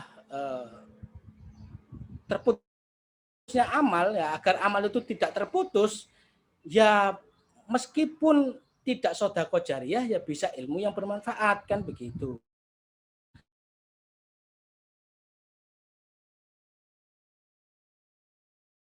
Manfaat ya dengan dakwah. Seandainya Rasulullah SAW itu tidak melakukan dakwah, beliau hanya membangun masjid di Madinah, ya Masjid Quba yang pertama kali beliau bangun, kemudian diperbaiki secara terus-menerus dan tidak melakukan aktivitas dakwah, maka nggak mungkin Islam itu akan hadir di Indonesia. Maka nggak mungkin Islam itu akan masuk ke dalam rumah-rumah kita. Maka nggak mungkin Islam itu akan ada di dalam masjid-masjid kita. Juga nggak mungkin juga kita akan punya masjid karena tidak mengenal Islam, kan begitu. Justru Islam itu akan semakin berkembang, terus berkembang ketika apa? Ketika dakwah itu dijalankan gitu. Makanya kalau jenengan semua memahami Islam itu kalau ada negara Islam, maka politik luar negeri negara Islam itu adalah dakwah dan jihad gitu. Jadi dakwah dan jihad itu sebagai nafasnya umat Islam. Dakwah itu sebagai nafasnya umat Islam, jantungnya umat Islam. Makanya harus dilakukan secara terus-menerus gitu. Nah, nggak boleh dihentikan.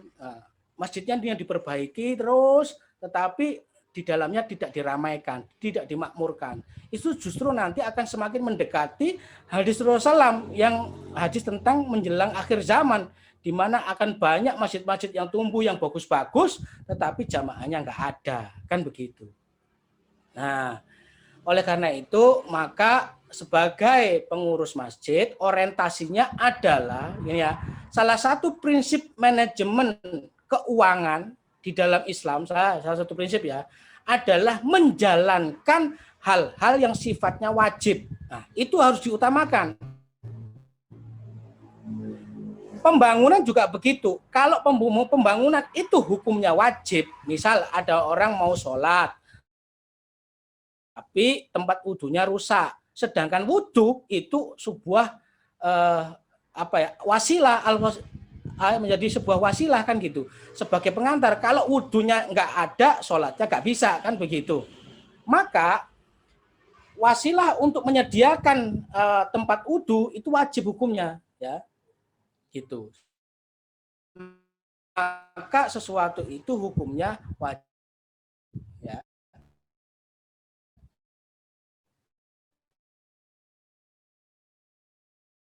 Nah, itu yang perlu kita jalankan. Yang kedua, baru mengeluarkan uang itu yang hukumnya sunnah. Apa itu sunnah? Sedekah itu kan sunnah, gitu ya. Maka itu baru. Yang ketiga, ya yang mubah, hal-hal yang mubah, misalkan rekreasi, studi tour, atau yang sifatnya jalan-jalan, itu kan sifatnya mubah-mubah saja.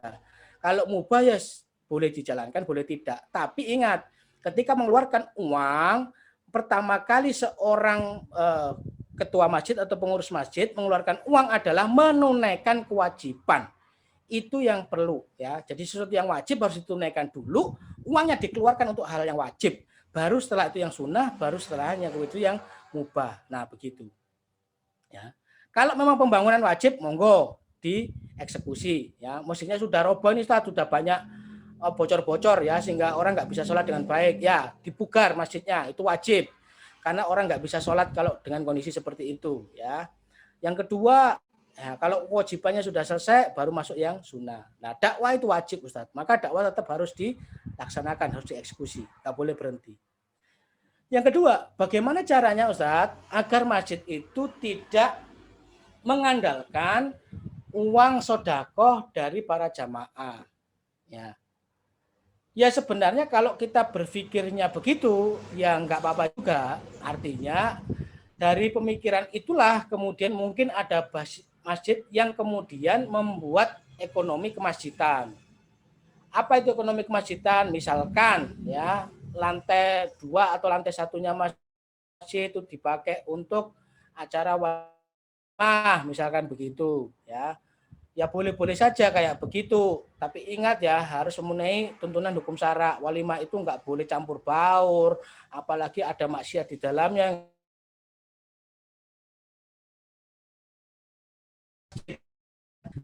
Ya ini kan terpisah, Ustaz, dari tempat sholat, betul. Terpisah lingkungan masjid, tetap itu disebut sebagai masjid, kan gitu. Kemudian mungkin ada koperasi, ya, silakan koperasi, tapi koperasinya jual beli, Ustaz, bukan simpan pinjam. Kalau koperasinya simpan pinjam, itu ada keharaman di dalamnya, ada bunga di dalamnya, maka nggak boleh kan begitu. Itu monggo-monggo saja. Tapi menurut saya, masjid itu adalah rumah Allah. Kalau masjid itu rumah Allah akan menjaganya. Allah akan memuliakannya. Allah akan memakmurkannya. Tentu dengan apa? Tentu dengan pemimpin-pemimpin yang tadi, pemimpin yang amanah, pemimpin yang benar peduli dengan Islam, ya, pemimpin yang luar biasa, gitu ya. Kalau kita belajar, Jogokarian itu adalah masjid yang saldonya setiap bulan itu 0. Gitu.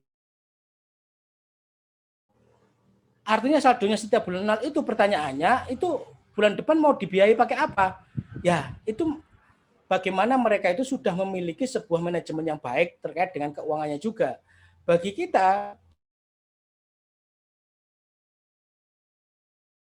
keuangan masjid juga begitu, ya. Masjid itu ya bukan bahwa itu nggak punya kegiatan. Ya, itu menunjukkan bahwa uangnya itu tidak berputar, gitu ya. Tapi jangan khawatir, insya Allah nama masjid itu tetap akan dapat mendapatkan terus, ya, sokongan dana dari umat. Nah, ini dimotivasi, makanya di masjid dimotivasi orang melakukan pengorbanan, dakwah. Yang penting kalau dakwah itu terencana dengan baik selama 1 tahun, umat atau jamaah itu kan tahu bahwa bulan A butuh dana sekian, bulan B butuh dana sekian. Itu umat pasti tahu, jamaah pasti melihat itu. Dan ketika melihat itu, insya Allah ada beberapa pos yang bisa kita lakukan. 1, lewat kotak amal. 2, lewat donatur tetap. Ada donatur tetap setiap bulan, ada jamaah-jamaah yang melakukan donatur tetap. Itu monggo di ini. Yang ketiga, mungkin ada donatur yang tidak tetap, ya, sifatnya. Itu monggo-monggo saja. Misalkan dana apa istilahnya. Kadang-kadang kan di masjid itu ada misalkan ada orang mau kirim doa. Nah, itu kan ngasih dana misalkan begitu. Nah, itu monggo saja kalau mau dipakai untuk memakmurkan masjid. Intinya yang penting masjid kita itu makmur, berjalan, dakwah terus bekerja dengan baik. Mungkin itu, Ustaz, jawaban saya. Terima kasih.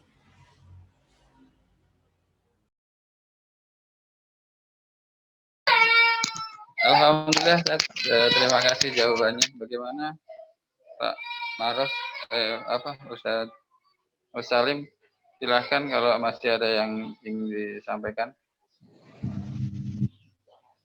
Sudah, Ya, jawabannya. Sudah cukup? Cukup. Oh, iya. Baik, yang lain mungkin ada yang ingin disampaikan juga, ada yang ingin ditanyakan? Pak Sutresna mungkin? Cukup. Ada yang lain, ada lagi? Jadi intinya ini saja tadi ya. Yang penting masjid itu banyak kegiatannya. Nah, fasilitas fisik itu adalah pendukungnya ya, Ustaz ya. Jadi ya, dilihat apakah bangunan itu mengantarkan pada sebuah yang wajib. Kalau mengantarkan yang wajib, ya tentu harus diutamakan. Ya. Jadi cukup jelas ya. Jadi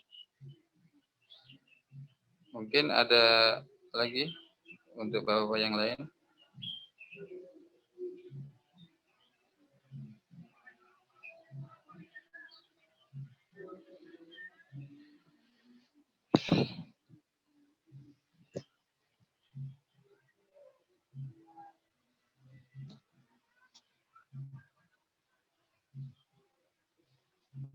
Jadi cukup terserahkan ya bagaimana apa yang telah disampaikan oleh Ustaz Haris terkait fungsi DKM dan tugas-tugasnya DKM dan juga bagaimana teknisnya untuk memakmurkan masjid.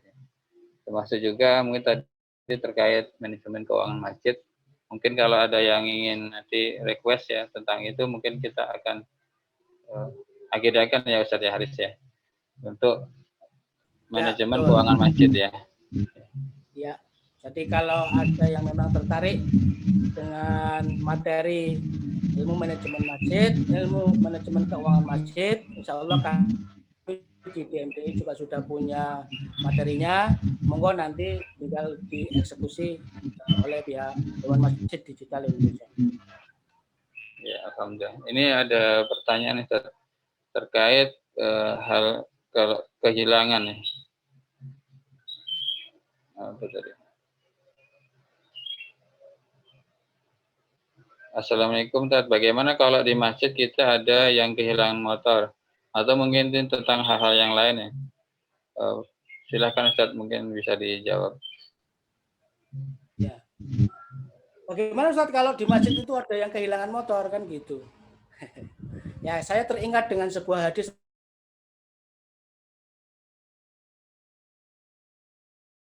ya. Ketika ada seorang sahabat itu yang membawa unta ke masjid, kemudian menghadap ke Rasulullah SAW. Ya Rasulullah, apakah unta itu saya ikat atau kemudian saya tinggalkan saja? Maka Rasulullah mengatakan, artinya begini, masjid itu juga harus memberikan pemahaman kepada umat. Ya, sebelum pada saat dia datang ke masjid, maka sampaikan kasih pengumuman atau kasih tempelan di masjidnya itu. Ya, maka hendaknya motornya dikunci, kan begitu, ya, dikunci dengan baik, kalau perlu dikunci ganda. Karena itu bagian dari amal gitu ya, bagian dari kewajiban kita untuk apa? Untuk tadi berbuat sebaik mungkin baru menyerahkan urusannya kepada Allah. Jadi kita ini disuruh berusaha sebaik mungkin dulu baru pasrah, nggak boleh langsung pasrah kan begitu. Makanya kalau terkait dengan adanya motor, ya kita harus berusaha sekuat tenaga sebaik mungkin. Apa itu ya, dikunci ya, motornya dikunci setir, setelah itu dikunci ganda mungkin. Kalau sudah dikunci setir, dikunci ganda, ditaruh di tempat yang mungkin kelihatan ramai. Artinya upaya yang kita lakukan sudah maksimal, baru kita berpasrah kepada Allah Subhanahu wa taala gitu. Nah, kalau itu nggak dilakukan, hilang, ya itu resiko kan begitu. Nah, pertanyaannya, kalau sudah dikunci Ustadz, sudah kayak begitu tapi tetap hilang, bagaimana? Ya namanya orang parkir di masjid itu kan juga bukan menjadi kewajiban masjid, tapi bagi saya itu, kalau masjid itu kemudian memberikan sudah memberikan istilahnya pengumuman, kemudian sudah jamaah itu juga sudah sudah mengunci dan segala macamnya, ya, kemudian masih tetap hilang, ya, sebenarnya ini kan menjadi tanggung jawab negara gitu sebenarnya.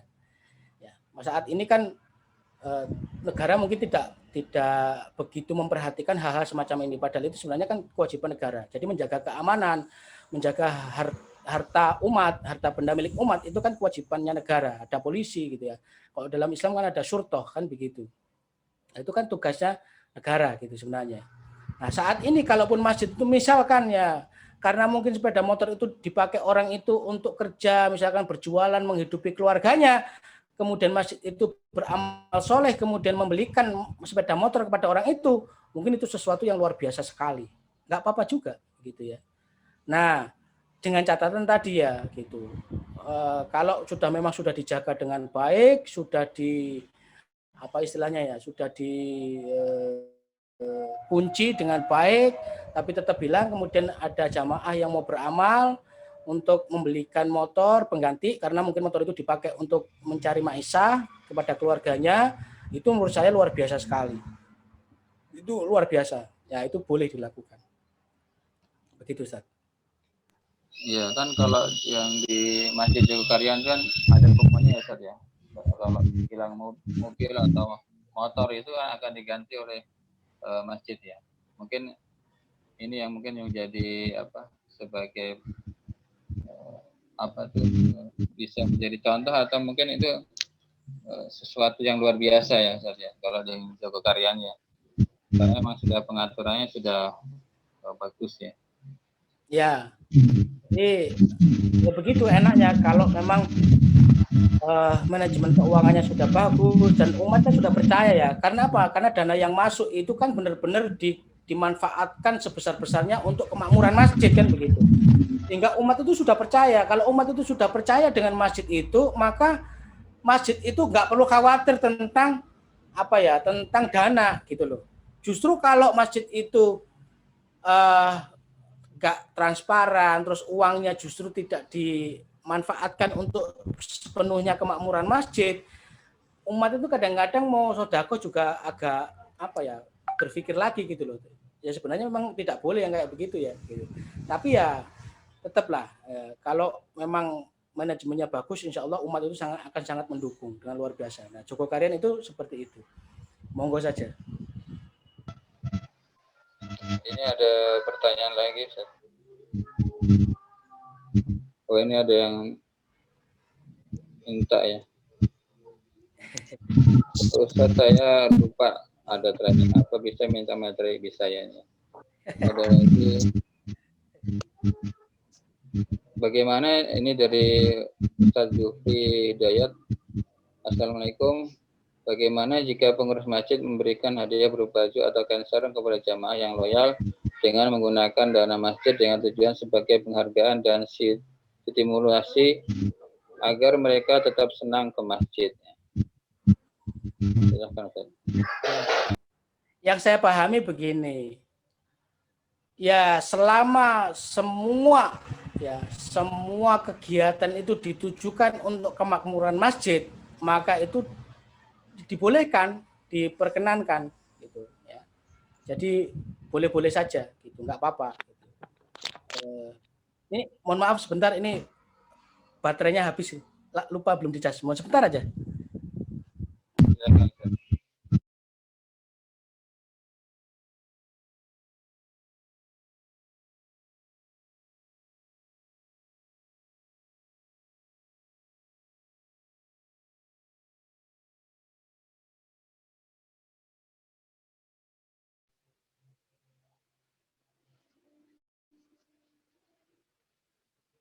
Mungkin ada yang ingin bertanya, silahkan dipersiapkan, atau mungkin juga bisa di lewat chatnya sini ya, bisa disampaikan, silahkan dipersiapkan pertanyaannya. Ya, saya lanjutkan. Yang saya pahami begini, di kajian fikihnya yang disampaikan oleh Ustadz Muhammad Siddiq Al-Jawi itu menyampaikan bahwa jadi semua upaya, semua dalam rangka memakmurkan masjid itu boleh. Ya, contoh misalkan, bolehkah menggaji para DKM-nya agar kemudian DKM itu mengelola masjid gitu ya. Ya, termasuk memakmurkan masjid itu adalah tadi ya, bagaimana masjid itu makmur, bukan DKM misalkan digaji, itu boleh-boleh saja. Gitu ya. Menurut sepemahaman saya begitu. Jadi selama tujuannya adalah untuk memakmurkan masjid, maka hal itu diperbolehkan. Termasuk tadi ya, menggaji imam rawatib, misalkan begitu, menggaji muazin, gitu, kemudian menggaji para DKM gitu, itu boleh gitu ya, boleh-boleh saja gitu. Nah, sekarang tinggal mana yang lebih prioritas, kan begitu. Prioritas itu dalam pengertian mana yang lebih utama untuk diselesaikan, karena kadang-kadang keuangan masjid kan terbatas tuh. Jadi mungkin ada orang yang bekerja ikhlas, nggak perlu dibayar, ya nggak harus dibayar, kan begitu. Tapi mungkin ada umat atau ini yang secara ekonomi kesulitan, misalkan begitu. Dia juga bukan terbengkalai ya, sehari-hari kerjaannya ngurusi masjid juga, misalkan begitu. Nah itu butuh dibantu secara ekonomi, ya dia digaji juga nggak apa-apa. Karena dalam rangka memakmurkan masjid itu boleh-boleh saja. Nah bagaimana dengan baju, misalkan begitu, untuk jamaah ini senang ke masjid segala macam, ya gimana ya? ini perlu dikaji juga gitu ya, perlu dikaji, perlu ditanyakan, dan insya Allah ini nanti akan kita catat kalau ada pertemuan lain. Insya Allah akan kita bisa bahas secara detail terkait dengan bolehkah memberikan baju kepada jamaah agar ke masjid gitu, agar senang. Insya Allah nanti saya tanyakan lah ya. Kalau dari saya itu saja, semua kegiatan yang sifatnya untuk memakmurkan masjid ya itu boleh dikeluarkan dananya dari itu. Ustaz, jawaban saya. Ya, alhamdulillah, terima kasih jawabannya. Ini dari, kalau ada yang ingin minta materinya ini bisa menghubungi telepon atau WA 08 9851 58978, atau bisa dilihat sini ya di chatnya ya, atau kunjungi emailnya Seruan Masjid, dan bisa ditonton nanti di channel YouTube Seruan Masjid ya. Jadi silahkan nanti bisa dikunjungi ya channelnya YouTube Seruan Masjid kalau ingin nonton lagi ya apa yang kita agendakan pagi hari ini ya, training masjid kekinian ya. Dikunjungi di channel YouTube-nya Seruan Masjid. Insya Allah nanti akan di-upload di situ ya. Silahkan yang ingin ditanyakan lagi, dipersilahkan.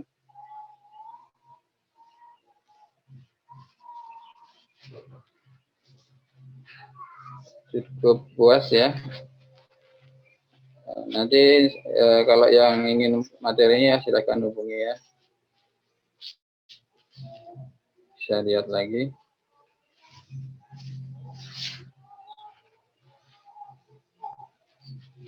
Mungkin cukup ya.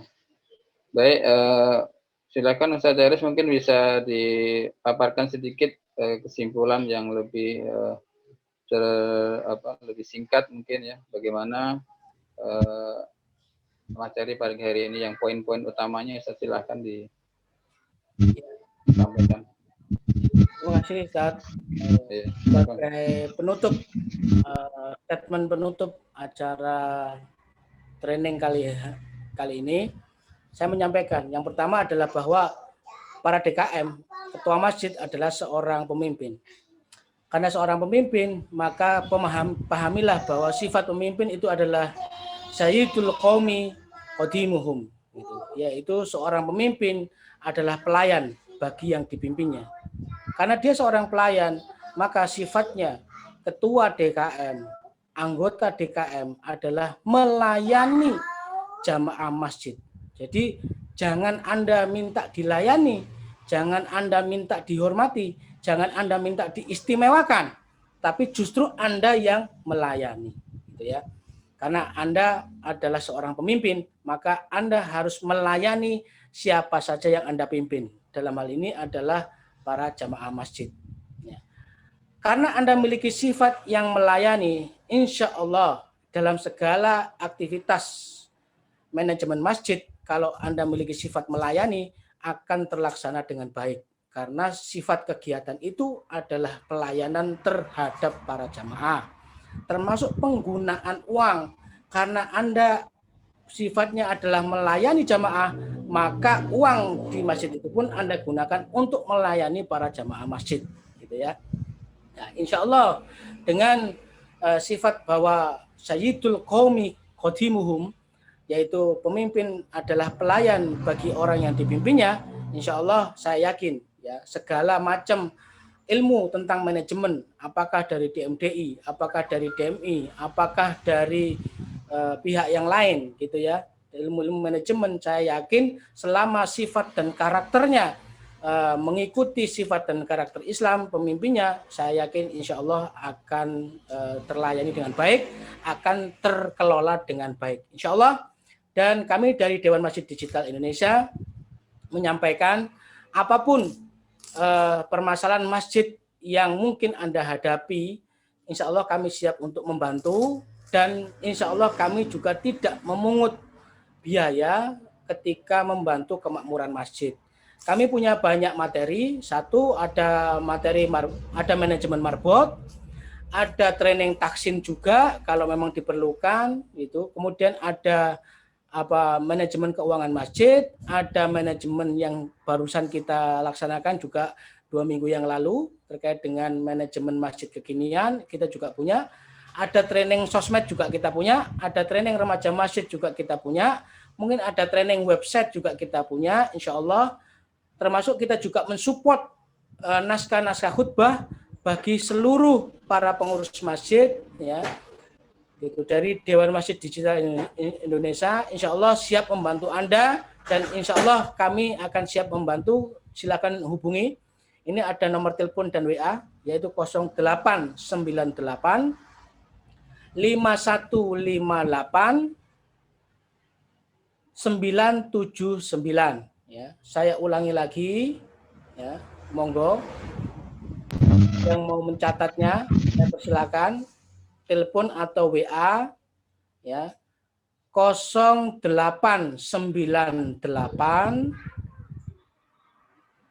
0898 5158 979. Nah, itu nomor telepon, nomor WA yang bisa dihubungi. Monggo, kalau kita mau diundang ke masjidnya juga monggo. Kalau kita mau dihadirkan di training Zoom seperti ini juga monggo.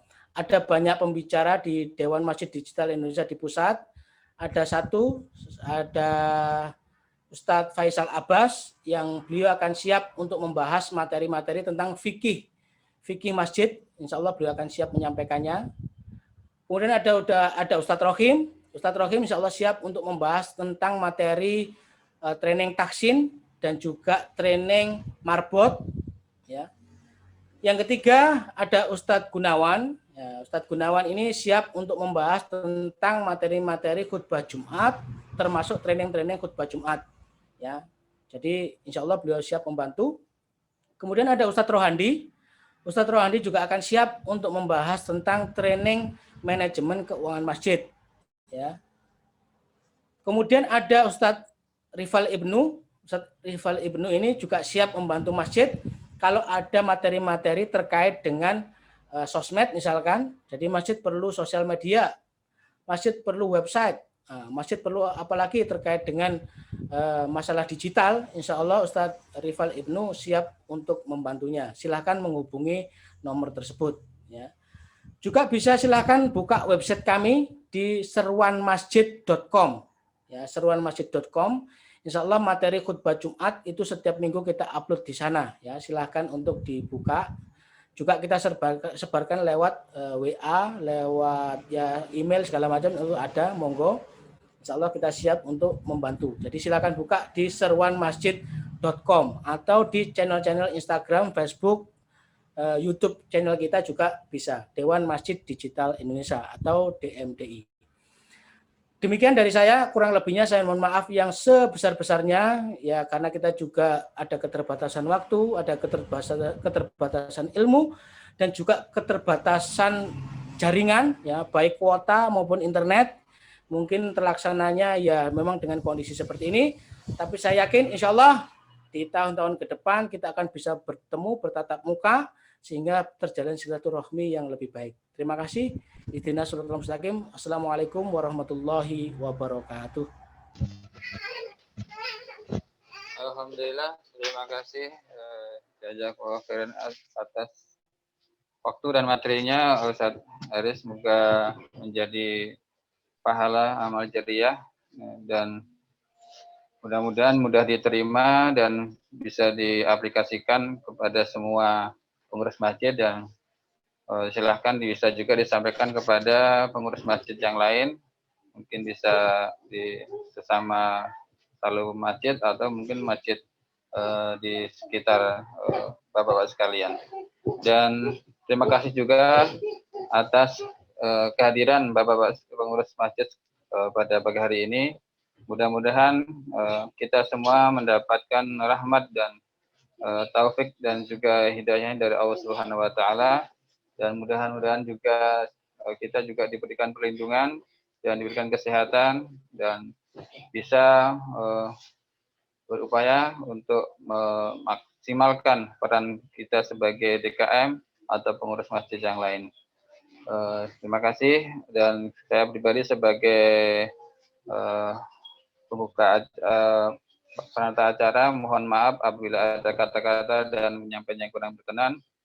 Sekali lagi mohon maaf, dan mari kita tutup agenda pagi hari ini dan siang hari ini dengan doa kafaratul majelis, istighfar 3 kali dan doa kafaratul majelis.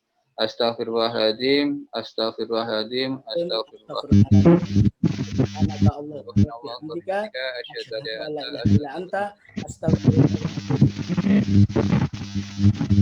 Assalamualaikum warahmatullahi wabarakatuh. Waalaikumsalam warahmatullahi wabarakatuh. Terima kasih.